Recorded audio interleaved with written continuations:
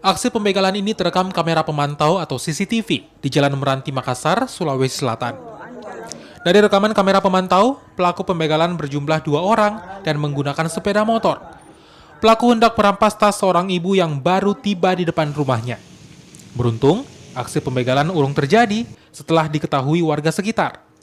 Korban pun selamat meski alami luka sabetan senjata tajam di bagian tangan. Atas peristiwa ini, Kepolisian Sektor Panakukang pun melakukan penyelidikan.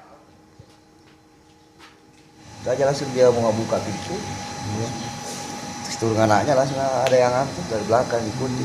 Ibu memang dari mana itu, Pak? Dari tempat jualan, Mau jualan aja. toko. Ibu memang setiap malam pulang malam begitu, Pak? Anda biasanya jam 8, jam 10. Biasa jam 2, jam 1. Malam gitu. Ibu memang ada bawa apa waktu Tas, tas itu berisikan apa, Pak? Uang, Uangnya. Berapa? hampir 3 juta dalam tas. Saksi-saksi yang sudah kita mintai keterangan ada 4 orang.